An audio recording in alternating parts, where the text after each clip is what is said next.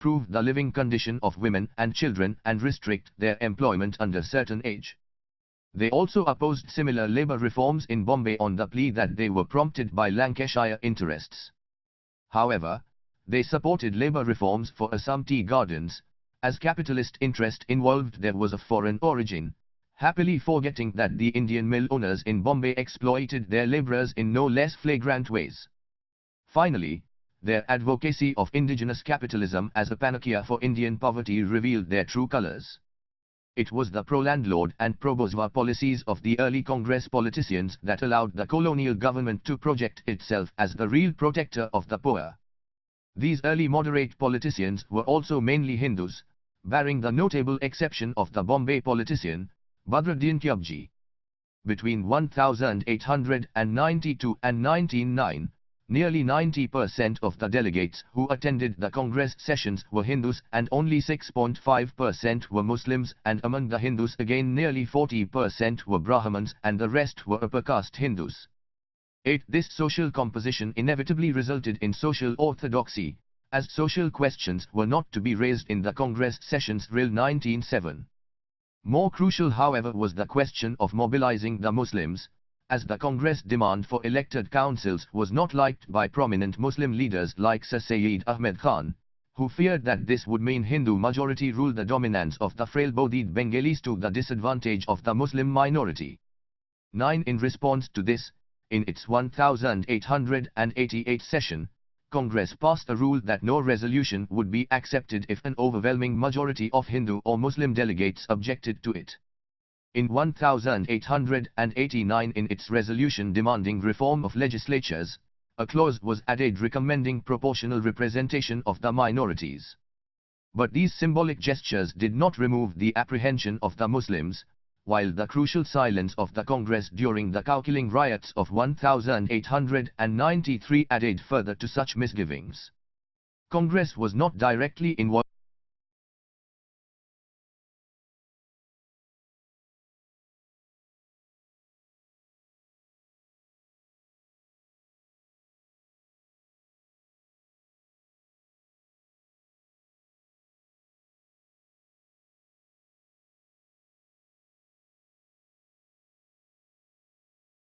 in the cow protection movement, nor did it sympathize with this cause, but by speaking against it, they felt they might lose the support of the Hindu constituency.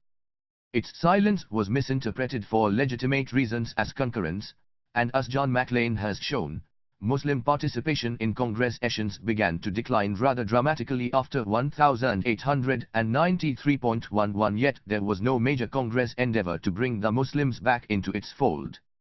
The Congress politicians suffered from a sense of complacency as no rival Muslim political organization worth its name developed until 1906. The moderate politics thus remained quite limited in nature, in terms of its goals, programs, achievements and participation. Lord Dufferin, therefore, could easily get away with his remark at the St. Andrew's Day dinner at Calcutta in November 1888 that Congress represented only a microscopic minority of the Indian people. Yet, despite this limited representation, the historical significance of the early Congress lay in the fact that by providing an economic critique of colonialism and by linking Indian poverty to it, the moderate politicians had constructed a discursive field within which the subsequent nationalist attack on colonialism could be conceptualized. It was because of the failures of the moderate politics that an extremist reaction was soon to develop in Congress politics to lead to what is often referred to as the notorious Surat split of 1907. The reunification of the Congress and the expansion of the political nation had to wait for the arrival of Gandhi and World War I. 5.2 Hindu revivalism and political extremism in the second half of the 19th century was not due to a reaction to moderate failures. It drew its inspiration and ideology from a cultural and intellectual movement that developed simultaneously with and parallel to moderate politics of the Indian National Congress. The movement is vaguely referred to as Hindu revivalism, which generally meant, despite the existence of various strands and contradictory tendencies, an attempt to define Indian nation primarily in terms of Hindu religious symbols, myths and history. Religion was never totally detached from politics in India, nor was it ever exclusively confined to private space. But so far as public discourses on religion were concerned, one has to make a distinction between two different trends within it, i.e., between reform and revival. The reform movements, in which a number of moderate politicians were involved, essentially attempted to bring changes in Hindu social organization and practices from within to bring them into conformity with the new rationalist ideas of the West.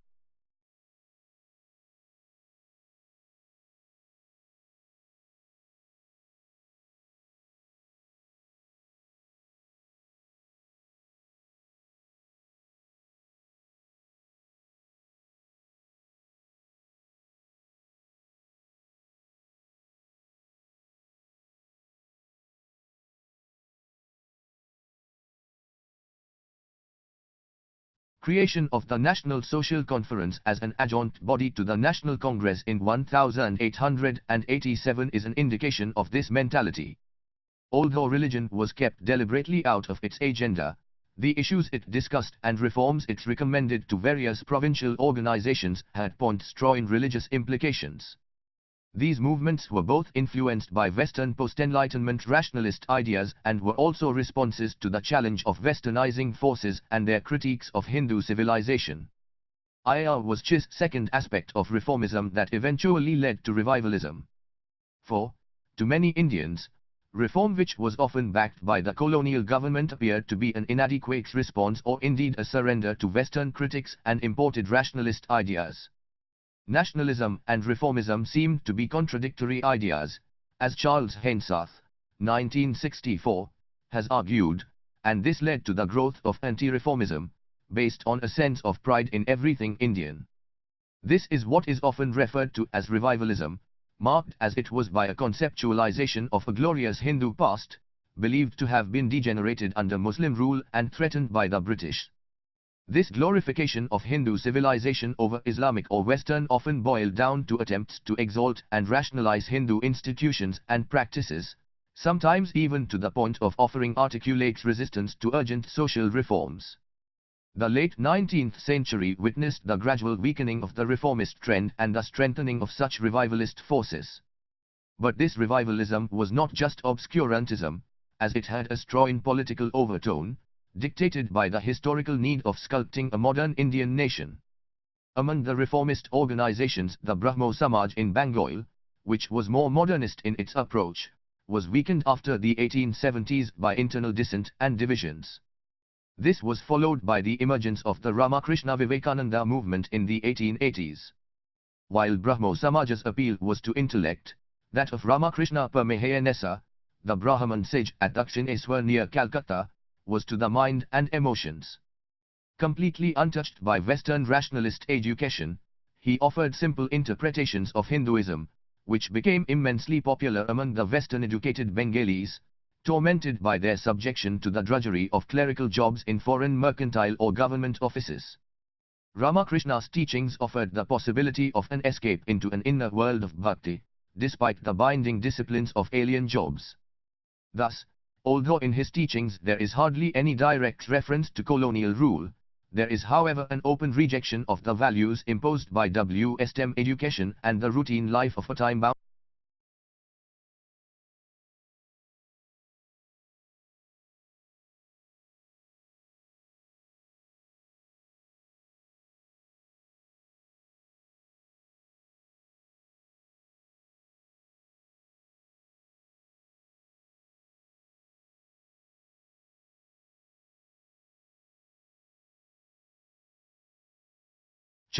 Creed. 12 The educated middle class in the 19th century often found the domain of reason to be oppressive, as it implied the historical necessity of the civilizing colonial rule.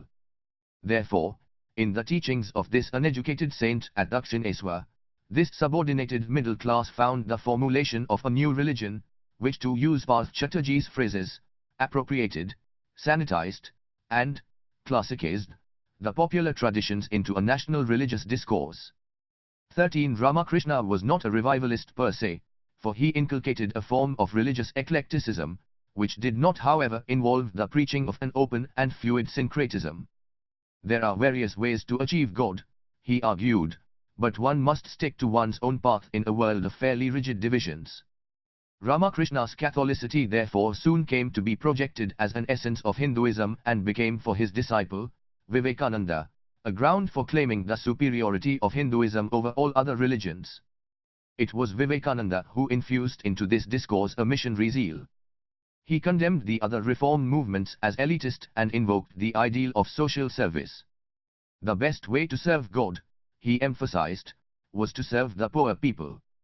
He founded therefore the Ramakrishna Mission in 1897 as a philanthropic organization. To describe him as a revivalist is to ignore the universalistic aspects of his teachings. Nevertheless, the fact that he drew inspiration from the Vedantic tradition, followed some of the orthodox Hindu rituals, exhibited an intrinsic faith in the glories of Hindu civilization and nurtured a belief that it had degenerated in recent times, made it possible for the revivalists to appropriate him. His evocation of Hindu glory mixed with patriotism, which sought to restore the masculinity of the Indian nation denied to them by their colonial masters, had a tremendous impact on the popular mind. His message was therefore misused and misinterpreted to give a revivalist slant to nationalism in Bengal. His evocation of the glories of a Hindu past was popularized, while his trenchant condemnation of the evils of Hinduism was conveniently forgotten. His philanthropic activities were hardly ever emulated. His criticism of Brahmanical and gender oppression was scarcely ever taken seriously. But he became the patron prophet for a whole generation of extremist leaders and militant revolutionaries, dreaming the resurrection of a glorious Hindu India. Gradually an intellectual tendency developed in Bengal that sought to legitimize any defense of Hindu traditions as a respectable and acceptable response to the challenge of Western civilizational critiques. At a more obscurantist level, Sastha Kachudanani began to invent precedents in ancient India for every modern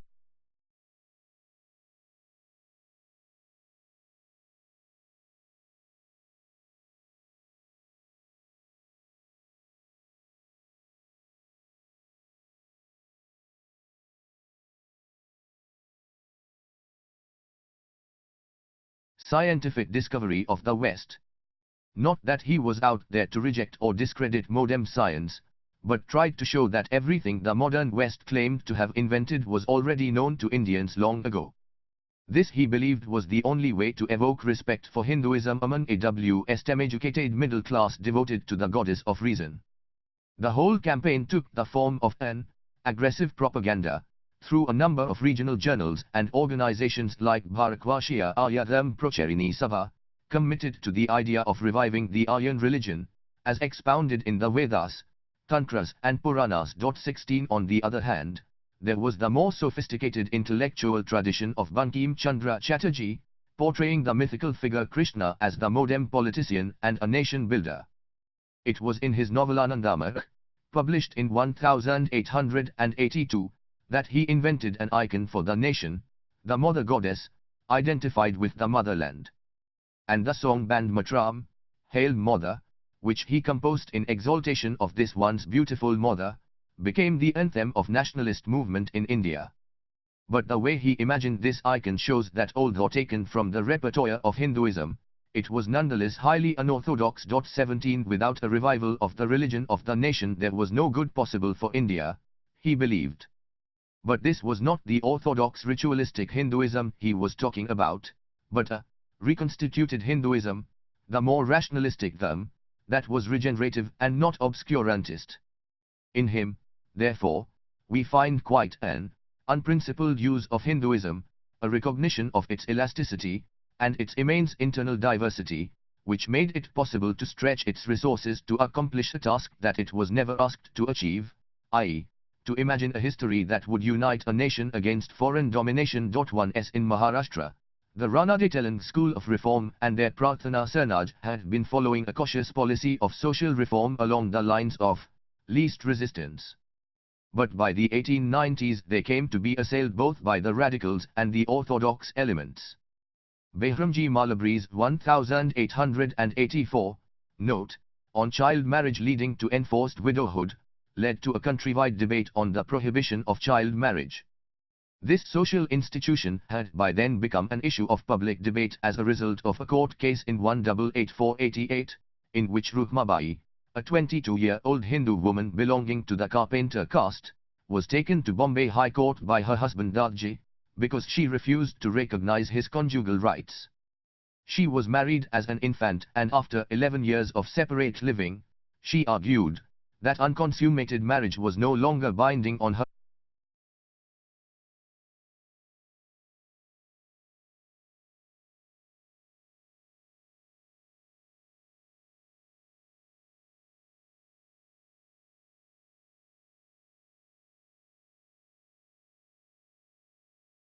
As an adult, she lost the case, which dragged on for 4 years, and was threatened with imprisonment, which she avoided through a compromise. Dadji was, however, a mere pawn in this case, through which the Hindu orthodoxy strived to assert the rights of patriarchy and preserve their preferred way of life. On the other hand, important reformists formed the Rukmabai Defence Committee, of which Malabari was an important member. Intellectual reformist opinion now exerted a moral pressure on the British to pass the Age of Consent Bill in 1891 to prevent early consummation of marriage, Garbhadan. The first act against child marriage had been passed in 1860, and it prohibited consummation of marriage for a Hindu girl below 10 years of age. The new act only proposed to raise that age of consent from 10 to 12. The earlier act had been passed without much opposition, but the new one provoked a powerful orthodox Hindu backlash, which had a much wider mass base than the reformist movement. Conservative and obscurantist sentiments now converged with the nationalist argument that foreign rulers had no right to interfere with the religious and social customs of the Indians. However, just government intervention was not the issue, as during the same period, Hindu orthodox opinion seldom hesitated to accept government legislation against cow slaughter. And just then, in the Rukmabai case, it was the British legal system, which the Hindu orthodoxy was using to assert its rights. This proposed intervention, as it has been argued, sought to invade that sacred inner space, the family and the household, which the Hindu society had always regarded as impenetrable or inviolate, a sovereign space that could not be colonized. But now the Hindu males were about to lose even this last, solitary sphere of autonomy, and therefore, a new chronology of resistance was to begin from 20. The response to this reform was intense and violent. In Maharashtra, the movement was led by Bal Gangadhar Tilak and his Pune Sarvajnik Sabha, in alliance with the Pune Revivalists, who frequently invoked Hindu, Brahman and Maratha glory. As early as January 1885, Tilak had been organizing meetings to oppose government intervention in marriage customs, and now he proposed that education rather than legislation was the most legitimate method of eradicating the evil. The debate, however, reached furious proportions towards the end of 1890, after the reported death of an 11-year-old girl Fulmoni from sexual abuse by her husband 29 years older than her. As the reformist pressure increased for a legislation, the orthodox Marathi journals Kesari and Mabrata strongly upheld the conservative view about the Garbhadan case.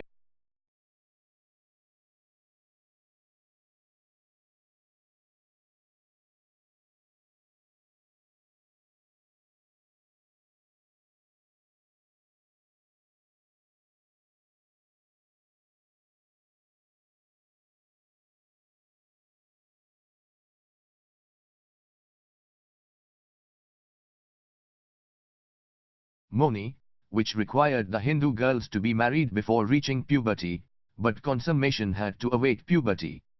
Any interference with this custom would put Hinduism in danger. That was the essence of all opposition arguments. 21 And this propaganda spread as far as Bengal, where despite the disapproval of people like Banalsim Chandra or Vivekananda, the orthodox elements like Sasdatha Kachudamani and others raised a furor in the pages of Bangabasi.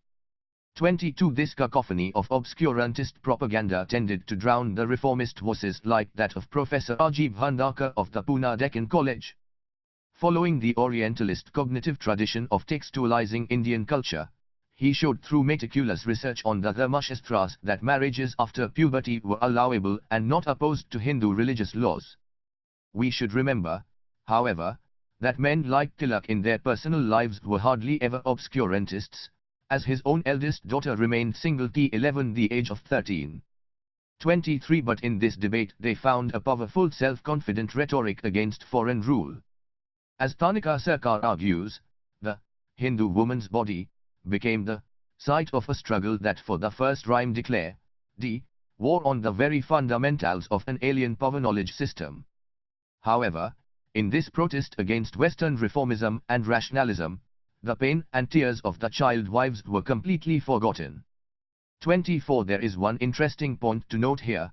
All the divergent positions on the consent debate, like the previous social reform debates of the early 19th century, converged at one point. The reformers, their detractors, as well as the colonial state all agreed that the question of child marriage and its consummation belonged to the realm of religion, which, as Mrinalini Sinha has argued, had long been recognized as an autonomous space for native masculinity. Indeed, the masculinist anxieties in England generated support for the opponents of the reform, yet the government in India decided to take a pro-reform interventionist position because of the specific political imperatives of the rhyme. 25 Therefore, despite all opposition, the Age of Consent Bill was passed on 19 March 1891, though, as both the reformers and their opponents soon realized, it had little more than educative effect. But this debate set an interesting trend. While on the one hand, reformism had become a part of the nationalist discourse, the anti-reformists and orthodox elements also received immense publicity. 26 And what is more significant, Hinduism now became a useful rhetoric for organizing a more articulate and sometime even militant opposition to foreign rule.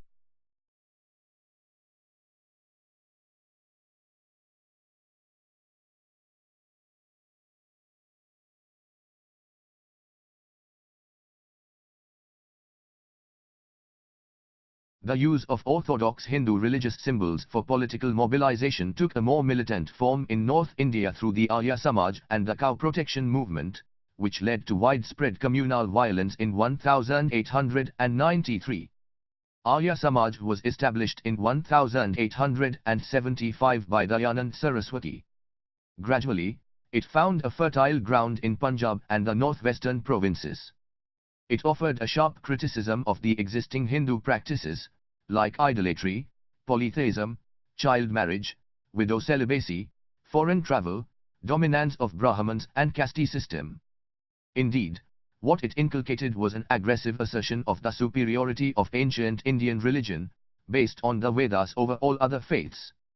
Because of this element, the movement was later absorbed into the dominant pan-Hindu revivalist framework, as Peter van der Weer argues.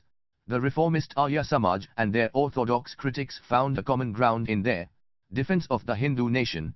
27 This happened after Dayanand's death in 1883, under his disciples. Kenneth Jones, 1976, has shown that aggressiveness increased as a result of Christian missionary activities, which introduced religious competitiveness into the social atmosphere of Punjab. They began to preach the supremacy of the Arya Dharam, religion, Arya Bhasha, language, and the Aryavarta, land, and their propaganda was mainly directed against the Muslims and the Christians. As a direct response to Christian proselytizing activities, the Arya Samaj developed the concept of Suddhi, which aimed at reconversion from Christianity, Islam and Sikhism. The moderate group within the Samaj was gradually marginalized by 1893, and the militant group became dominant. They came closer to other orthodox groups and were involved in violent confrontations with the Muslims. The tension reached its peak on the issue of cow protection. The importance of cow was always recognized in Indian society, as the economy moved from pastoral to agricultural orientation. But in ancient time cow was not regarded as sacred or inviolable. Veneration for cow increased during the medieval period when the rate of cow slaughter increased phenomenally. The Muslim practice of cow sacrifice at the Bakaridi festival further increased Hindu veneration of cow as a sacred symbol. 28 But it was never a cause of communal conflict in earlier rhymes, not even in early colonial period. The earlier religious disturbances arose on local issues and subsided quickly. It was only in the late 19th century that the communities began to define their boundaries more closely and began to display more communal aggressiveness.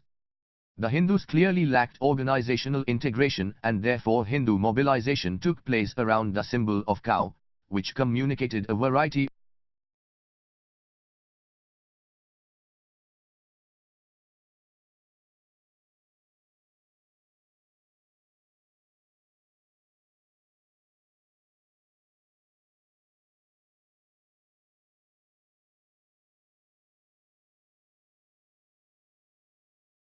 early nationalism.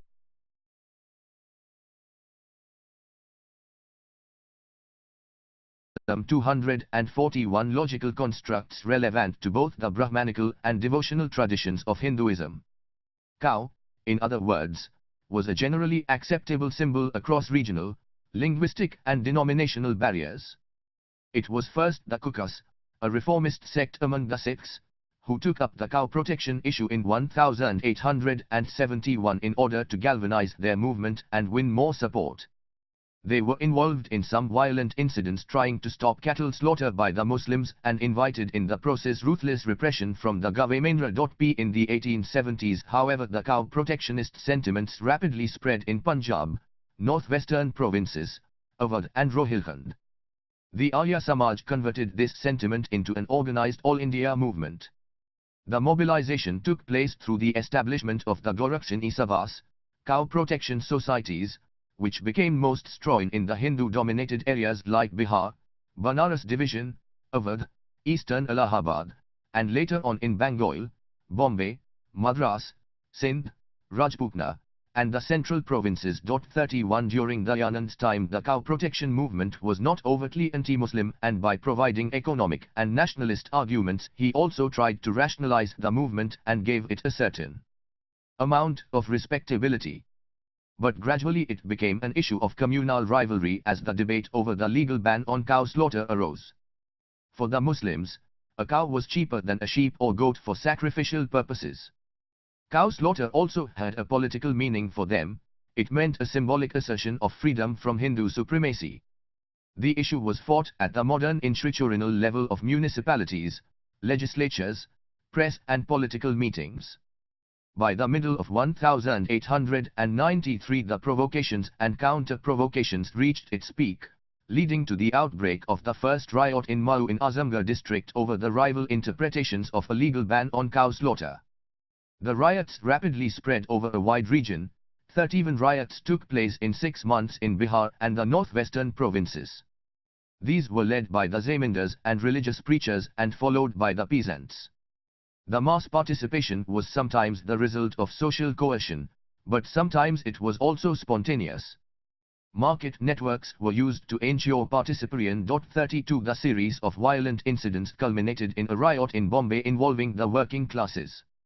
And although outwardly against the Muslims, the spirit of discontent, as the government suspected, was definitely anti-British. The cow question was merely a war cry to arouse the lethargic Hindus. 33 John M.C. Lane thinks that the riots showed an expanded sense of community membership, breaking down class and geographical barriers. Immediately after 1893, communal tension subsided.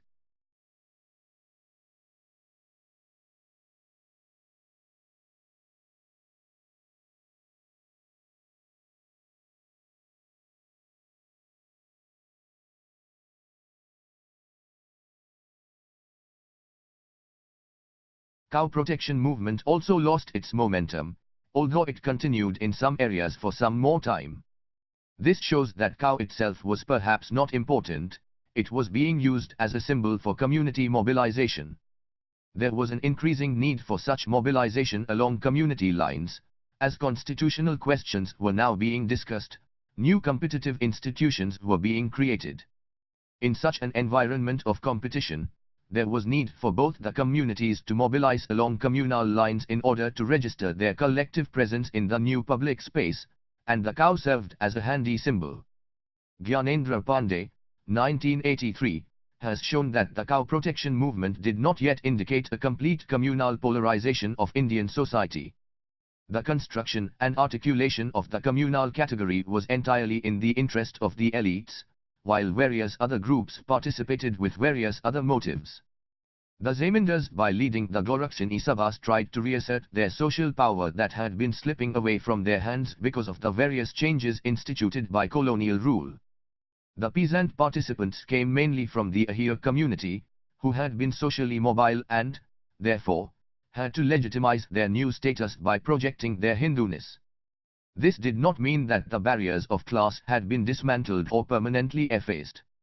On other occasions they fought against their Hindu Zamindars along with other Muslim peasants. And apart from that, there were many regions, which were not at all affected by the cow protection sentiment. But the movement put an unmistakable Hindu stamp on the nationalist agitation. Congress, though not directly involved, remained silent and even patronizing. After the Nagpur session of the Congress in 1891, the Gorakshani Sabha held a large meeting within the Congress pavilion, attended by Congress delegates and visitors. Prominent cow protectionist leaders like Shriman Swami attended the Allahabad Congress in 1893-3s, while other well-known Congress leaders like Tilak were closely associated with the local Gorakshani Sabhas. 36. This alienated the Muslims from Congress politics, as Muslim representation in Congress sessions declined drastically after 1893. 37. If cow protection drew the lines between the two religious communities in North India, these lines were further reinforced by skillful manipulation of other available cultural symbols, such as language. 38. The Hindi-Urdu controversy began in the northwestern provinces and evolved sometime in the 1860s, but it was revived with great enthusiasm in 1882 when it also spread to other Hindi-speaking regions of North India, such as Punjab and the central province.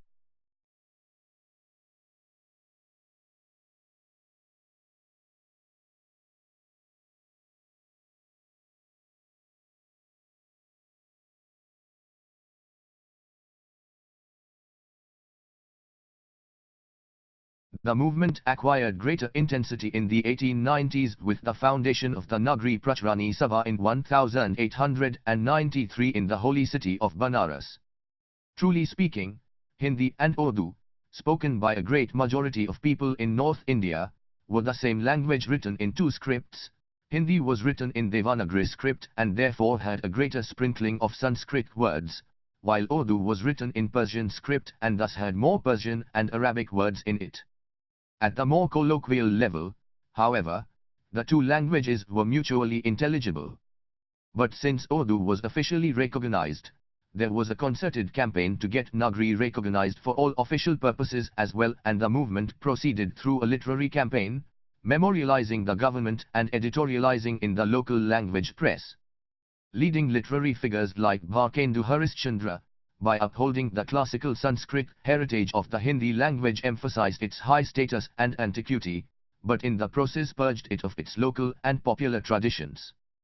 39. But most significantly, in course of this cultural campaign, Hindi came to be identified with the Hindus and Urdu with the Muslims, although many Hindus like the well-established Kayasthas were still in favor of using Urdu as an official language. The association of leaders like Madan Mohan Malviya with this campaign gave it an obvious political color. In April 1900, a resolution of the government of Northwestern Province and Awadh gave Nagri an equal official status with Urdu, and this, as Christopher King argues, stirred up the protagonists of Urdu to offer an emotional defense of their language. 40. They now formed the Anjuman Tark-e-Urdu, Society for the Progress of Urdu, as some of them believed that this official measure would eventually lead to the complete extinction of their language.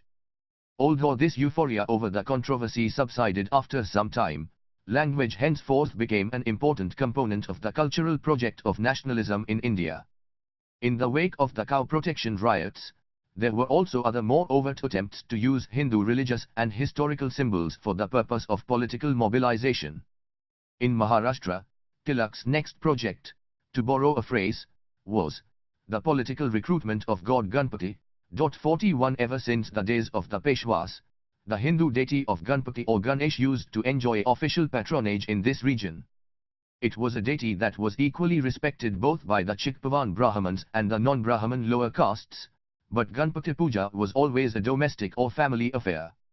In 1893, however, following the Bombay riots generated by the cow protection movement, Tilak and other Chirpavan Brahmins of Pune decided to https://telegram.me/upsc materials https://telegram.me/freeopsk materials https://telegram.me/material for exam.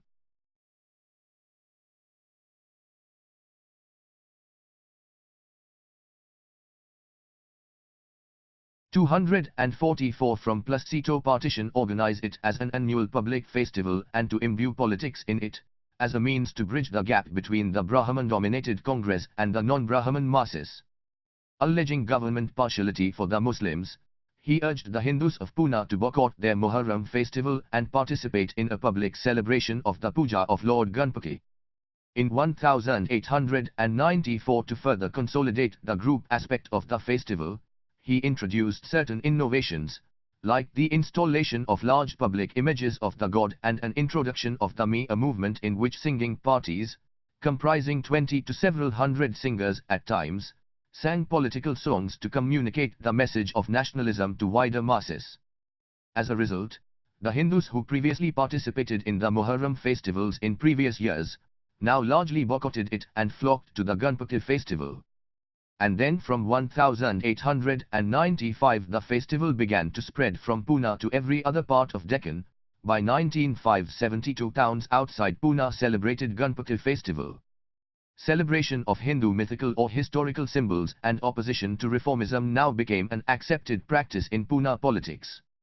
Ranade, S. National Social Conference, which used to meet every year at the Congress session, was finally driven out at the Pune session in 1895 by the rival faction led by Tilak.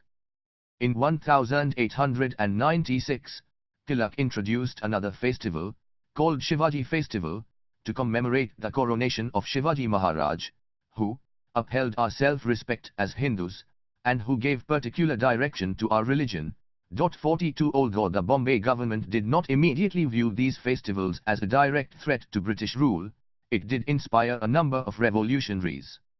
The Chapekar brothers, for example, who killed Rand, the hated superintendent of the Plague Commission, were associated with the Pune Ganpati festival and with Tilak. 43 Two other revolutionaries, Ganesh and Vinayak Savarkar, also wrote inflammatory songs for the Ganpati festival at Nasik. Thus, although the Ganpati festivals were not directly connected with the revolutionary movement, they acted as important vehicles for disseminating such ideas and training a cadre for such groups.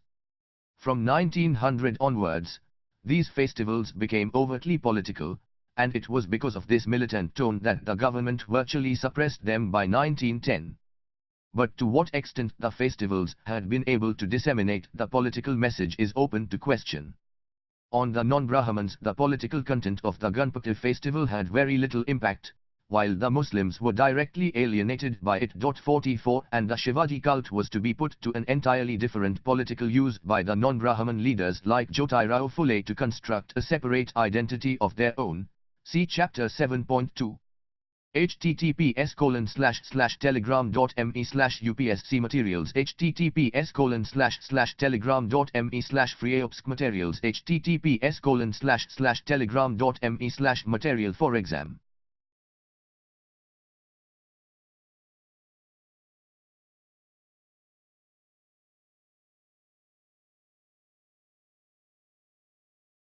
Early Nationalism 245 But despite its limitations, Hindu revivalism became by now an established political force, more closely associated with the extremist reaction against the reformist moderate Congress politicians. Madras was no exception either, as here Hindu reaction to missionary activities and conversion arose in the 1820s in the form of Vibhuti Sangam, Sacred Ashes Society, which preached reconversion of the radicalized Shana Christians.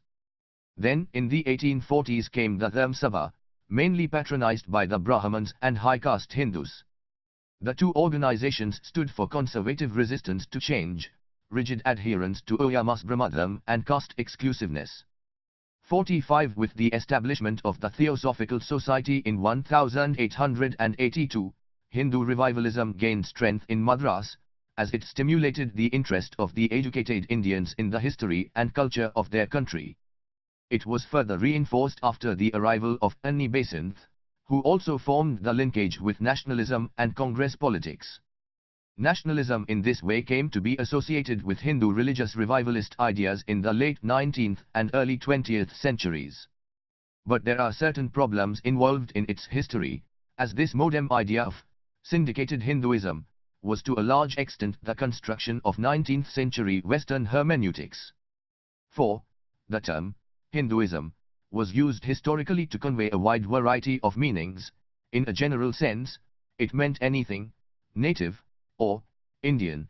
In a narrower sense, it indicated the high culture or religion of India, especially those of Aryan, Brahmanical or Vedic origin. 47 When in the late 19th century, Indians were asked to identify their religious status in the census returns, Hinduism in popular perception was still not recognizable as a religion with definable boundaries. In 1881, in the column for religion, instead of Hindu, many of them mentioned their sect or caste. Such problem of definition continued to haunt the census authorities at least until 1901.41. This Hinduism, therefore, appears to be a colonial construct, not bound by any specific doctrinal definition or not historically attached to any community identity.